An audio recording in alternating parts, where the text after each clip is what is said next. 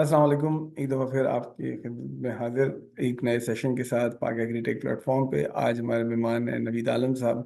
नवीद आलम साहब का बड़ा इंटरेस्टिंग बैकग्राउंड है। सिविल इंजीनियरिंग में मास्टर्स है, फिर उसके बाद पीएचडी है हॉलैंड से। उसके बाद इन्होंने यूके का रुख किया और वहाँ पे दो तीन कंपनियां बना ली हैं। इन्फार्मर है, उसके अंदर वाटर स्प्रिंट है, and doing some really good work. तो without having me to introduce in further, मैं नवीद भाई आपको मौका दूंगा, आप अगर प्लीज थोड़ा सा एक्सप्लेन करें कि कंपनी क्या कर रही है और ये जर्नी कैसे रही, पीएचडी करने के बाद इसमें कैसे आए, थोड़ा सा अगर बयान करें। थैंक यू साहब साहब, बहुत शुक्रिया आपकी इस अपॉर्चुनिटी का। आपने हमें मौका दिया कि हम यहाँ पर मिल बैठें और कुछ बात कर सकें। और मैं अपना तारफ़ कराता हूँ, फिर कंपनीज के बारे में थोड़ा सा इंट्रोडक्शन दे देता हूँ। मेरा नाम बिन नवीद आलम है और मैंने पीएचडी की हुई है क्लाइमेट एग्रीकल्चर और आईटीज़ में from Technical University Delft of the Netherland. और उसके बाद मेरा एक्सपीरियंस है वर्ल्ड वाइड, बहुत सारे प्रोजेक्ट्स हैं जिनमें मैं काम करता रहा वर्ल्ड वाइड। उनमें से इम्पोर्टेंट जर्मन गवर्नमेंट के साथ ईस्टबोर्न से डिफरेंट कंट्रीज का, मल्टीपल कंट्रीज का प्रोजेक्ट था जो वाटर एग्रीकल्चर से रिलेटेड था। और बेसिकली ड्यूरिंग दैट प्रोजेक्ट मुझे एक मौका मिला कि मैंने दुनिया के बहुत सारे मुल्क, जिसमें अफ्रीका के 8-10 मुल्क हैं, पाकिस्तान भी उनमें शामिल था एशिया की तरफ से, एक प्रोजेक्ट था जिसको मैं सुपरवाइज करता था एज अ प्रोजेक्ट मैनेजर। तो वहाँ पर मुझे किसानों से और बहुत सारे इन्हीं फील्ड में, डोमेन में, मुझे उन लोगों से काम करने का मौका मिला, एनजीओज के साथ भी और फार्मर्स को भी देखने का मौका मिला, इंक्लूडिंग पाकिस्तान। तो वही मेरी मोटिवेशन की रीज़न बनी। और उसकी बेसिस पे फिर मैंने 2019 में अपना journey independent as a company start किया from Water Sprint. Water Sprint basically आप कह लें कि कंसल्टेंसी फर्म है। हम बहुत सारी सर्विसेज, इंजीनियरिंग सर्विसेज के अलावा डेवलपमेंट सेक्टर को सर्विसेज देते हैं। हमारे मेजर क्लाइंट्स जो हैं वो like Asian development bank, world bank, green climate fund है। हम इनके लिए काम करते हैं डिफरेंट प्रोजेक्ट्स पे। और this is a lengthy process. हम बिडिंग में पार्टिसिपेट करते हैं। प्रोक्योरमेंट का बहुत ही नेचुरल एंड ट्रांसपेरेंट प्रोसेस होता है, जिसमें हम, हमारी कोशिश होती है कि हम इंटरनेशनल पार्टनर्स के साथ पार्टिसिपेट करें और उसके बाद हम भी प्रोजेक्ट पे सर्विसेज देते हैं। इनमें इंपॉर्टेंट प्रोजेक्ट जैसा कि एक रिचार्ज पाकिस्तान आप लोगों ने सुना होगा, जिसके ज़रिए कुछ $77 मिलियन पाकिस्तान में आया ग्रीन क्लाइमेट फंड से। एंड उसमें luckily and thanks to Allah के हम एक लीडिंग फर्म के तौर पे थे। और हमारे साथ एज अ सब कंसल्टेंट में 2 डच फर्म्स थी और एक यूके की फर्म थी।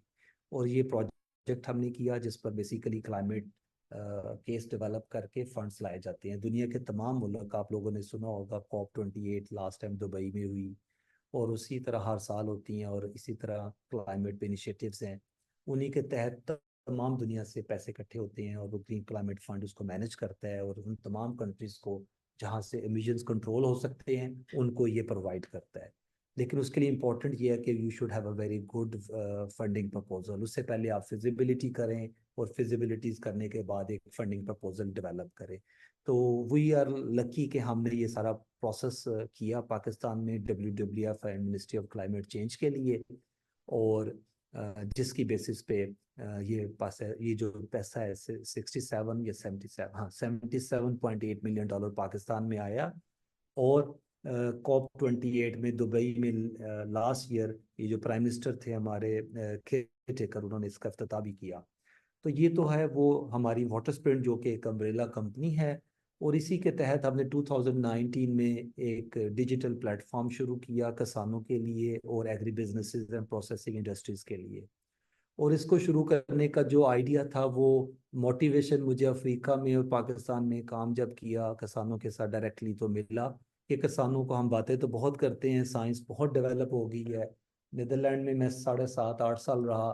वहाँ पर हाई लेवल की टॉक्स होती हैं और डेफिनेटली ये जो यूरोपियन कंट्रीज़ हैं, ऑस्ट्रेलिया है, बहुत आगे हैं टेक्नोलॉजीज़ में। इवन कि उनकी स्टेट्स की तरफ से भी बहुत सारे रिसोर्सेज होती हैं। नीदरलैंड में मेरा जब था तो शायद वेरी इंटरेस्टिंग आपको एक वाक़या सुनाऊं कि वहाँ पर साइकिलिंग करते हैं तो मुख्तलिफ विलेजेस हैं, तो वहाँ पर हम गुजरते थे तो एक दो किसानों से गपशप हुई। तो वो कहते थे कि हम जितनी फर्टिलाइजर देते हैं उसका डाटा किसी पोर्टल पे ऐड करते हैं ताकि वो सेंट्रलाइज हो जाए। यानी उनको तो ये भी पता होता है कहाँ से इंच बाय इंच कितना पेस्टिसाइड, कितना फर्टिलाइजर अप्लाई हुआ है, और वो मैनेज करते हैं। खैर, ये नीदरलैंड के दौर से भी कुछ नॉलेज था साइंस का, जो मैंने देखा अफ्रीका में और पाकिस्तान में कि उसकी एप्लीकेशंस नहीं है, सारे बस साइंस तो है लेकिन उसको कन्वर्ट ऐसे नहीं किया जा रहा कि किसान डायरेक्टली फ़ायदा उठाएं। फिर कुछ डिजिटल इंटरवेंशंस फॉर एग्जांपल, इसी दौर में जब मैं जर्मन गवर्नमेंट के साथ काम कर रहा था तो मेरे ख्याल बड़ा बूम था ये टेलीनॉर वालों का, और अ, ये जो है दूसरा बाखबर किसान, इनको भी एवेल्यूट करने का मौका मिला। कुछ हमने डिजिटल कंसल्टेंसीज भी लॉन्च की, कुछ नॉलेजेबल लोगों से भी बातचीत हुई। तो वहाँ पर यही पता चला हम साइंटिफिक टर्म्स में ही इंफॉर्मेशन दे रहे हैं कि एनडीवीआई है। अब किसान एनडीवीआई का क्या करे, nothing to do. Trainings definitely वहाँ पर अच्छे थे कि ट्रेनिंग मटेरियल है, डेफिनेटली दैट इज़ गुड कि जी किसान अगर उसको फॉलो कर सके। तो ये सारी वजूहत है जिसकी बेसिस पे हमने डिसीजन लिया। कुछ हमारे पार्टनर्स हैं, मोस्टली मेरे जो पार्टनर्स हैं वो पीएचडीज हैं फ्रॉम नीदरलैंड और ऑस्ट्रेलिया से। तो हमने फिर ये फॉर्मल आगाज़ तो इसका 2019 में किया, लेकिन आइडिया जो आप कहते हैं ना वो कंसीव करना और उस पर काम R&D करना, वो हमने कोई 17-18 में शुरू कर दी थी। तो 19 में जब हमने स्टार्ट लिया तो 2020 में हमें एक मौका मिला, एक ग्लोबल चैलेंज फंड था organise by Sustainable Trade Initiative, और ये डच इनिशिएटिव है। उसमें दुनिया में मेरे ख्याल 100 कंपनीज ने हिस्सा लिया, और हमें तो उम्मीद ही नहीं थी क्योंकि अभी तो हमारा ऐप भी डेवलप नहीं हुआ था। अभी टेक्नोलॉजी को हमने उस वक्त, हमारा पहला एक्सपीरियंस था कि हमने एक आईटी की फर्म हायर की थी जो हमारा ये ऐप एंड टेक्नोलॉजी डेवलप कर रहे थे। लेकिन वो इतना अच्छा एक्सपीरियंस नहीं रहा क्योंकि बहुत सारे चैलेंजेस हैं, इसको साइंस को कन्वर्ट करना, टर्न करना, वो एक आईटी की कंपनी नहीं कर सकती। और खैर वो फिर हमने कुछ एक, अब कह लें कि मिनिमम वायबल प्रोडक्ट था जो हमने लॉन्च किया, और वो कंपटीशन में हिस्सा लिया, और वी आर लकी के मोर देन 100 कंपनीज पूरी दुनिया से, जिसपे इंडिया भी था, कुछ यूरोपियन कंट्रीज भी थे, कुछ ऐसे कंट्री हैं जो इस वक्त वार में भी हैं, और उधर से हम we are among the top 5 companies. उसके बाद सेकंड फेज में हमें पार्टिसिपेट किया, और अनफॉर्चुनेट कि हम फाइनल राउंड नहीं सक्सेस उसमें हमें अचीव हुई। लेकिन we were very happy at that moment कि जब हमारी टेक्नोलॉजी रेडी भी नहीं थी तो हमने इस लेवल पे compete किया, और उन कंपनी से किया जो 10-10 साल से काम कर रही थी। खैर that was a good motivation for us. फिर हमने इसकी डेवलपमेंट इन हाउस शुरू कर दी, हमने एक आईटी की टीम इन हाउस की। अब आईटी की टीम के भी बड़े चैलेंजेस हैं। जियो स्पेशियल एनालिसिस पे जो टॉपिक्स हैं पाइथन के, वो बहुत सारा नॉलेज जो है लोकली अवेलेबल नहीं है। उस पर फिर हमारे कुछ हमने रिसोर्सेज वर्ल्ड वाइड भी इंगेज किए। खैर एनी हाउ जर्नी चलता रहा, और फिर हमारी टेक्नोलॉजी 2000 में खल 20 एंड पे हमें सबसे बड़ा प्रोजेक्ट मिला फूड एंड एग्रीकल्चर ऑर्गेनाइजेशन की तरफ से। यूनाइटेड नेशन की ऑर्गेनाइजेशन है, इन्होंने हमसे real time crop water requirement and irrigation requirement की, इनका था कि हम किसी तरह आईसीटी बेस्ड टेक्नोलॉजी अवेलेबल कर दें। इनका कोई प्रोजेक्ट था ग्रीन क्लाइमेट फंड का जिसमें ये अवेलेबल करना चाहते थे। तो देन हमने वो इनको सर्विस दी, और इनके जो साइंटिस्ट हैं, इनके वर्ल्ड वाइड साइंटिस्ट हैं, रोम में मेरे ख्याल इनका हेड क्वार्टर है, उन्होंने हमारे इस फीचर्स को भी वैलिडेट किया, साइंटिफिक बड़ी डिस्कशंस हुई, और उसके बाद वो दे वर वेरी हैप्पी के we are providing the right information और उसको राइट मैनर्स में दे रहे हैं। उसके बाद हमने बहुत सारे न्यू फीचर्स जिनका हमारा शुरू में प्लान नहीं था, जैसा कि पैरामेट्रिक क्रॉप इंश्योरेंस, वो हमने इंक्लूड कर दिया इसमें। मेरा ख्याल है अभी तक we are the only company in Pakistan जो कि पैरामेट्रिक इंश्योरेंस कवरेज देते हैं। अगर इसके बारे में मेरे ख्याल शायद बहुत सारे लोगों को नहीं पता होगा, मैं थोड़ा सा बता देता हूँ। नॉर्मली जो इंडेमनिटी इंश्योरेंस होती है, जिसको ट्रेडिशनल इंश्योरेंस कहते हैं, banks as a loan club करके आपको दे देते हैं, और वो बड़ी उस पर ये होता है कि अगर कोई डिजास्टर आ जाता है तो गवर्नमेंट नोटिफिकेशन होता है, और नोटिफिकेशन के बाद उस पे फिर पेमेंट्स मिलती हैं, और बड़ी नॉमिनल सी मिलती हैं। कब नॉर्मली किसानों को ज़्यादा होप भी नहीं होती, और वो ये मेरे ख्याल इंश्योरेंस लेते भी नहीं है, ये कम, ये लाइक अ मैंडेटरी पैकेज मिल जाता है उनको। हमने इस पे ये किया कि पैरामेट्रिक इंश्योरेंस का जो फ़र्क है वो ये है कि बेसिकली किसान के साथ या जो भी यूज़र है उसके साथ पहले से एग्रीमेंट होता है कि बारिश अगर इससे ज़्यादा होगी तो आपको पेमेंट इंस्टेंटली हो जाएगी बगैर फिजिकल वेरिफिकेशन के। हम कैसे इसको मॉनिटर करते हैं, through satellite and global sources हैं, जिसपे कि दुनिया की बड़े बड़ी री इंश्योरेंस कंपनी भी उनको वेट करती हैं और उस पर एग्री करती हैं। उस बेसिस पे हम ये प्रोडक्ट लॉन्च करते हैं, और अगर कोई ट्रिगर हो जाए तो पेमेंट इंस्टेंटली हम कर देते हैं बगैर किसी फिजिकल वेरिफिकेशन के। और इस पे बहुत सारा हमारा कस्टमर पाकिस्तान में है। रिसेंटली हमने फॉरेस्ट सेक्टर भी कवर करना शुरू कर दिया वर्ल्ड वाइड, और उसमें कुछ ये ऑस्ट्रेलिया में कुछ प्रोजेक्ट्स हैं और कुछ यूरोपियन कंट्रीज भी हैं जो फॉरेस्ट इंश्योरेंस में इंटरेस्टेड है। और इसी तरह मुख्तलिफ फीचर्स हम टाइम टू टाइम इंट्रोड्यूस कराते रहते हैं। और ज़्यादातर हमारा राइट एट द मोमेंट जो अगर आप कहें कि बिजनेस केस क्या है, वो हमारा स्टिल B2B है।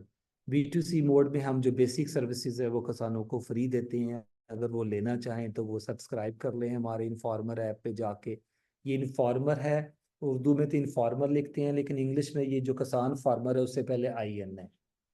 तो इन फार्मर यानी किसान का जो इंग्लिश वर्ड है फार्मर, उससे पहले आप IN लगाएं तो आप हमें गूगल में सर्च कर सकते हैं, ऐप स्टोर में सर्च कर सकते हैं। एप्पल में और एंड्रॉयड में दोनों में अवेलेबल हैं। और उसके अलावा बाकी जो हमारा बिजनेस मॉडल है स्टिल इन B2B। तो ये एक शॉर्ट सा इंट्रोडक्शन था साथ साथ। अब अगर नहीं, आपको बहुत अच्छा क्वेश्चंस हुआ, का। Thank you very much. ये बल्कि ये जो आपने वाटर स्प्रिंट, तो खैर एक बहुत बड़ा इनिशिएटिव है आपका जो कि ग्लोबली चल रहा है, उस पर तो आपकी बड़ा, लेकिन मेरा ज़्यादा फोकस था इसके ऊपर, ये जो इन फार्मर के ऊपर, जो लोकल फार्मर्स के लिए आप काम कर रहे हैं। कुछ दो तीन चीज़ें अगर आपने अपने एक्सपीरियंस में, जो और लोग भी इस काम में अगर दाखिल होना चाहें, क्योंकि नॉर्मली तासुर ये होता है कि एक ऐप बना लेंगे, फार्मर को दे देंगे, वो चलाना शुरू कर देगा देर धड़ाधड़ सुबह शाम, और जो है ना बेहतरीन काम हो जाएगा। वो प्लस उसके अंदर फिर इंटरफेस चैलेंजेस हैं, फिर मोबाइल फ़ोन की पेनिट्रेशन का एक चैलेंज है, हमने लास्ट टाइम भी डिस्कस किया था। तो इसके मुतालिक आपको क्या चैलेंजेस दरपेश हुए और उसको कैसे एड्रेस किया? हाँ साहब साहब, इसमें हम लीड यूजर एनालिसिस करते आ रहे हैं शुरू से भी और टाइम टू टाइम करते रहते हैं। हमारा जो असेसमेंट है right at the moment, Pakistan में जो biggest challenge to the farmer access to finance है। वो लोन भी हो सकता है, वो कवरेज भी हो सकता है, रिस्क कवरेज। अगर कोई लॉस हो जाता है तो हु इज रिस्पॉन्सिबल, और उसको कैसे कवरेज मिल सकता है। ये जो बेसिक दो चीज़ें हैं ये हम समझते हैं कि जब तक ये नहीं होंगी, फार्मर्स जो है ना, छोटे फार्मर स्मॉल होल्डर, वो नहीं बाय करने को रेडी टेक्नोलॉजी को। और मेरे ख्याल है फिर टेक्नोलॉजीज में भी बहुत सारे चैलेंजेस हैं। अब बहुत सारे इनिशिएटिव्स मार्केट में हैं, दैट्स वेरी गुड साइन। लेकिन अब उनकी validation is question, who is providing the reliable information based on the reliable data. क्या उनके पास साइंटिस्ट हैं, या क्या उनके पास आम एक GIS की टीम है? अगर वो GIS की टीम की बेसिस पे एनालिसिस करके दे रहे हैं, मेरा नहीं ख्याल कि उनमें कोई रिलायबिलिटी है। द बिगेस्ट चैलेंज अगर इस लैंडस्केप में इवॉल्व करना है और उसमें compete करना है आने वाले दिनों में, क्योंकि there is a big move from the development sector. World bank recently उन्होंने हमें एक इनवाइट किया एक इवेंट पे, जिसपे वो सब चाहते हैं, एशियन डेवलपमेंट बैंक चाहता है, क्योंकि हम वैसे भी वो हमारे पार्टनर्स हैं डिफरेंट प्रोजेक्ट्स पे, तो डिस्कशन टाइम टू टाइम होती रहती है। All of them are agreed के जी जो फ्यूचर है दैट इज डिजिटल टेक्नोलॉजीज का है। किसी तरह टेक्नोलॉजीज चीप तरीके से और अच्छी रिलायबल सर्विसेज किसानों को दी जा सके, तो उसमें बहुत सारा काम हो रहा है। आने वाले दिनों में there is a clear sign कि जी ये टेक्नोलॉजी ने अडॉप्ट तो होना है। अब किस तरह होती है, कैसे होती है, that is a big challenge. लेकिन उससे सबसे बड़ा चैलेंज जो हम समझते हैं वो ये है कि टेक्नोलॉजीज की वैलिडेशन के लिए भी किसी को काम करना चाहिए। लाइक थर्ड पार्टी एडिटर्स हों जो मुख्तलिफ टेक्नोलॉजीज को रिव्यू करें और बताएं कि जी क्या स्ट्रेंथ है, क्या वीकनेसेस है। और मेरा ख्याल है ये एक आम जैसे ब्लॉगर्स टाइप रिव्यू करते हैं उस तरह का रिव्यू इसका पॉसिबल नहीं है। इसके लिए साइंस का नॉलेज चाहिए, फील्ड वैलिडेशंस चाहिए, उस पर काम की ज़रूरत है। तो बाकी तो इसमें एक बात बताएं कि मैं अगर एक फार्मर हूँ, ठीक है, मैं गया इन फार्मर में, मुझे एग्जैक्टली क्या फायदा मिलेगा, मतलब इन फार्मर से?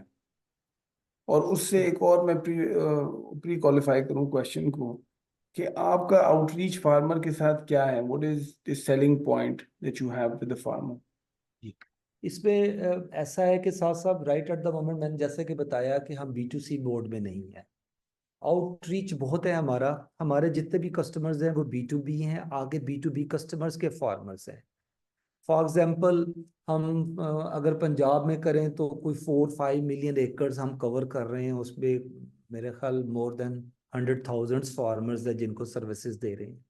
उस पे सर्विसेज जो दे रहे हैं वो कॉन्ट्रैक्ट फार्मिंग की है, उसके अलावा उनको पैरामेट्रिक इंश्योरेंस कवरेज की है, लेकिन ये सर्विसेज जो है ना, सब आप कह लें कि on the behalf of our partner, जो कि एक प्रोसेसिंग इंडस्ट्री है, और बहुत सारी अच्छा, और मे भी बी इंडस्ट्रीज लाइक साथ हम सो काम कर रहे हैं। सो समथिंग लाइक अगर एक राइस की मिल है तो आप उनसे रब्ता कर लेंगे, वो फिर जी आगे जहाँ जहाँ से सोर्स जी करते हैं बिल्कुल। वो उनसे अपना खुद ही, और आप जी उनके प्रोसेस को फैसिलिटेट करते हैं इसके अंदर। बिल्कुल नाइस, ऐसा ही। Interesting interesting. तो ये तो ऑफ कोर्स एक ज़्यादा एडवांटेजियस तरीका है। ऑफ कोर्स जो गैप्स हैं, आपने थोड़ी देर पहले जो बात की थी जो फाइनेंसिस की गैप्स के हवाले से, उसमें एक आड़ती का एक स्टिल एक बड़ा बड़ा रोल है। आड़ती का, लेकिन आई एम अज्यूमिंग कि आप आड़ती से डीलिंग नहीं होती, क्योंकि अगर आपको प्रोसेसिंग कंपनी के थ्रू डील कर रहे हैं तो then it is up to them that they are going to deal with all of that. Is that true, right? जी बिल्कुल ऐसा ही है। और चूंकि आपने आरती की बात की, तो बड़ी डिस्कशंस एंड डिबेट्स चल रही हैं बड़े अरसे से कि आरती को रिप्लेस किया जाए। मेरा बहुत ख्याल सारी, है कि नहीं हो सकता आड़ती रिप्लेस, हाँ, जैसे बहुत जैसे सारी टेक्नोलॉजीज ने हाँ। कोशिश भी की but hmm, were not successful. तो हम्म। Very difficult. उसकी वजह सबसे बड़ी अगेन फिनांस है। आरती बेसिकली फिनांस देता है, लोन देता है, what ever is the arrangement with the local किसानों के साथ। उसको रिप्लेस करना मेरा नहीं ख्याल पॉसिबल है, लेकिन उसको इस इकोसिस्टम में इंक्लूड करना मच बेटर है कि किसी तरह उसको इकोसिस्टम में रखा जाए। और हम ना आरती को समझते हैं कि एज अ सिंगल एक्टर है। भाई आरती मुख्तलिफ लोकेलिटीज़ में मुख्तलिफ आरती होते हैं, वो जी जी अपनी इलाके की डायनामिक्स को समझते हैं, वो उन फार्मर्स को जानते हैं, उनके साथ बहुत लंबे अरसे से काम किया होता है, उन्हें पता होता है कि क्या चीज़ें हैं। तो एक और प्लेटफॉर्म अगर आ जाए और जेनेरिकली और कह दी कि हम फाइनेंसिंग देंगे, दे डोंट अंडरस्टैंड। अरे दैट्स तो हाँ जी। बल्कि यहाँ पे मैं हाईलाइट भी करना चाहूंगा कि बहुत सारे हमारे भी कुछ एडवाइजर्स हैं, टाइम टू टाइम डिस्कशंस होती है कि ट्रेडिंग सिस्टम भी इंक्लूड किया जाए इन फार्मर में। Hmm. But we have discuss, but we are still in the जो हमारा कंक्लूजन है कि this is not the right move. हमें बेसिकली जो हमारा मिशन है वो बेसिकली टर्न द साइंस, जो टेक्नोलॉजी एंड साइंस है, इन अ वे कि जी किसान और जो यूजर्स हैं वो इसको इजीली अंडरस्टैंड कर सके। दिस इज आवर मिशन, और हम इसी मिशन पे रहें तो बेहतर है। वैसे एक बात बताएं, क्योंकि मैंने भी इस पे थोड़ी सी वर्किंग की है, लेकिन मेरा भी एक चैलेंज रहा है। जैसे अगर कमोडिटी एक्सचेंज का कॉन्सेप्ट है, उसके जी अंदर आप फर्ज करें वीट को लेते हैं और आप बाई करते हैं और सेल का एक जैसे स्टॉक एक्सचेंज में होता है ना, आप बाई सेल किया है। मतलब स्टैंडर्डाइजेशन ये कैसे होगी कि जो वीट आप कह रहे हैं वही वीट जो है, और उसके अंदर moisture level, there is lot of other parameters, because you work in it, what is your thoughts on that? मतलब कैन, और दुनिया में ये चीज स्टैंडर्डाइज हो चुकी है ऑलरेडी, कमोडिटी एक्सचेंज जो है वो there are there, but why can't we do it? Sorry, मैं साथ साथ आपका क्वेश्चन ही समझा। आपका मतलब है कमोडिटी कि वो, एक्सचेंज है ना, जो जो वीट हाँ की, जैसे अगर फर्ज करें जैसे स्टॉक्स होते हैं नॉर्मल, उसको आप जी बाय सेल करते हैं, इसी तरह से हम वीट को ऑनलाइन ट्रेडिंग प्लेटफॉर्म पे क्यों नहीं बाय सेल कर सकते? ठीक है। तो आपका मतलब है कि वीट को ऑनलाइन ट्रेडिंग पे दिया जाए तो हाँ। क्या इम्पैक्ट? नहीं, क्या मतलब इसमें क्या चैलेंजेस होंगे आपके ख्याल से अगर जी दिए जा सकते हैं चैलेंजेस, लेकिन क्वेश्चन ये है कि आप एक प्लेटफॉर्म प्रोवाइड कर सकते हैं किसानों को कि डायरेक्ट सेलिंग कर सकें वहां पे। हम्म, लेकिन उस पर क्वेश्चन आएगा कि पाकिस्तान में चूंकि ये मेच्योर मार्केट नहीं है, इवन कि ई कॉमर्स जाके बहुत मुश्किल से अभी जाकर, अब देखें आप किसी चीज को बाय करते हैं ऑनलाइन, आपको बहुत ही डिफरेंट नजर आती है, जब रिसीव होती है तो टोटली डिफरेंट। तो इसी तरह जब आप ऑनलाइन ट्रेडिंग करेंगे जिसमें कि मैनुअल या पर्सन्स इन्वॉल्व नहीं होंगे, तो मेरा नहीं ख्याल आपको वीट सही तरह से मिल सकेगी, या बायर वो सही क्वालिटी की ले सकेगा। हो सकता है कि उसके अंदर मिक्सिंग हो, क्योंकि Pakistani ecosystem is very tough और यार वेरी चैलेंजिंग, क्योंकि लोगों की जो लिविंग है वो वेरी लो है, वेजेस बहुत कम है, बहुत सारे चैलेंजेस हैं। तो जो अब उसको आपने हम, चैलेंजेस की बात की, तो हमारा आखिरी सवाल इसी चैलेंजेस की और इसी पर डिस्कस करके हम क्लोज करते हैं।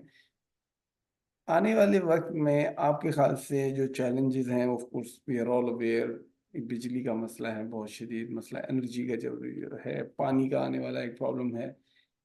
How should how do you see the future, and where do you think you will find yourself to be placed, and where should others be focusing their energies and time on as well? A loaded question, but maybe whatever you can answer. आपका मतलब है कि future in terms of agritechs या Agri-tech, जनरल? agri-tech, agri-tech. जी, in terms of देखिए smartphone की अगर पेनिट्रेशन देखें, पीटीए के स्टैट्स को देखें, तो penetration is quite high even in the rural areas. मेरा ख्याल है, अगर मुझे पुराना भी याद है, कोई 80 70 80% की तो पेनिट्रेशन है। अब उस पे क्वेश्चन ये है कि वो यूजर जो है वो क्या यूज कर रहा है। That's also question. और उसमें जो सीनियर लोग हैं, सारी बात है, वो स्मार्टफोन नहीं करते, लेकिन यंग जनरेशन जो है फार्मर्स की, वो स्मार्टफोन यूज कर रही है। लोग कहते हैं कि जी कवरेज नहीं है कनेक्टिविटी की, तो कनेक्टिविटी की तो मोबाइल टेलकोस की तो सिटीज में भी बहुत बुरी हालत है आजकल, ओवरलोडेड है। लेकिन ये है कि कवरेज तो है, और आने वाले दिनों में ये कवरेज बढ़ेगा, उस पर कम नहीं होना। स्मार्टफोन की पेनिट्रेशन हो चुकी है, टेक्नोलॉजीज ने आगे जाना है, लेकिन डिपेंड करता है कि टेक्नोलॉजीज हाउ हाउ यूजफुल। जैसा कि लोग कहते हैं कि ये टेक्नोलॉजी ऐसी होनी चाहिए जैसे लोग व्हाट्सएप यूज करते हैं, जरूरत ही नहीं है उसको, लोगों की मजबूरी है। तो इस हम्म। तरह का कोई इम्पैक्ट होना चाहिए कि जी आपको वाकई टेक्नोलॉजी से फायदा इस लेवल का हो रहा है कि किसान खुद ब खुद यूज करें। उस लेवल पे शायद अभी टेक्नोलॉजीज पाकिस्तान में नहीं है, और दुनिया में भी चैलेंजेस हैं। हम्म। उनको अभी थोड़ा सा टाइम लगेगा उसकी, आप कह लें कि पेनिट्रेशन होने में, और टेक्नोलॉजी को उस लेवल की मेच्योरिटी पे जाने के लिए टाइम चाहिए, लेकिन but future is there. Hmm. Energy definitely challenge तो शुरू से ही था पाकिस्तान में, अभी भी है। लेकिन टेक्नोलॉजी, स्मार्टफोन चूंकि चार उसमें सच, मुझे इस एग्रीटेक के हवाले से कोई एनर्जी का ऐसा चैलेंज नहीं नज़र आ रहा। लेकिन ये है कि यूटिलाइजेशन बढ़ेगा फ्यूचर में, लेकिन किसी तरह अगर किसानों को डायरेक्ट फायदे, जैसा कि अगर फॉर एग्जांपल बारिश हो जाए, फ्लड आ जाए, तो उसको कवरेज मिल जाए, उसको लोन की फैसिलिटी मिल जाए बगैर कोलेटरल के, उसके साथ उसको एडवाइजरीज मिल जाएं, और जो कि वाकई उसके काम की हों, उसको पता हो कि मैंने कब कितना पानी लगाना है, कितनी फर्टिलाइजर लगानी है, कब लगानी है, किधर लगानी है। इतनी हाई फाई किस्म की इंफॉर्मेशन अगर उसको मिल सके, तो मेरा ख्याल है कि किसान खुद ब खुद ऑप्ट करना शुरू कर नहीं, देंगे। मुझे आपकी बात बड़ी अच्छी लगी वो वाली कि चीज ऐसी हो कि बंदा खुद अडॉप्ट कर ले। व्हाट्सएप बिल्कुल मजबूरी बन गया है हर बंदे का, वो कहते हैं लाजमी चाहिए क्योंकि उसके बगैर गुजारा नहीं है। तो मतलब या छोटे से छोटे बिजनेसमैन का बिजनेस नहीं हो सकता, आम लोग आपस में कम्युनिकेट नहीं कर पाते, तो देखिए या दैट्स द थिंग। या दैट्स तो बाकी ये नहीं। है कि बाकी चैलेंजेस डेफिनेटली हैं, अवेयरनेस भी चाहिए, उसमें भी कोई शक नहीं है।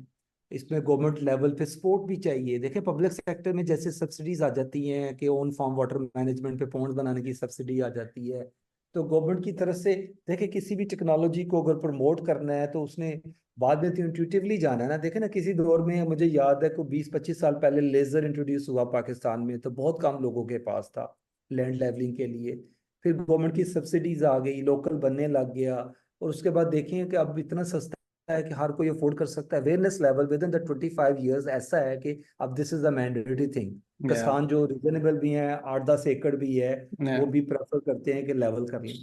तो देखिए इसमें पब्लिक सेक्टर जो है ना, अभी तक उसका रोल बहुत ही, आप कह लें कि ना होने के बराबर है। चलें, इंशाल्लाह अल्लाह बेहतर करेगा। लेकिन नवीद साहब, बड़ा अच्छा रहा आपके साथ आज गपशप करने में, और फायदा हुआ, कुछ चीज़ें सीखने का भी मौका मिला। तो इंशाल्लाह आने वाले दिनों में और फिर दोबारा इंटरेक्ट करेंगे आपके साथ। बहुत शुक्रिया। बहुत अस्सलाम शुक्रिया वालेकुम। साहब, थैंक यू वेरी मच। इंशाल्लाह ताला राब्ता रहेगा। अल्लाह हाफिज। अल्लाह हाफ़िज़।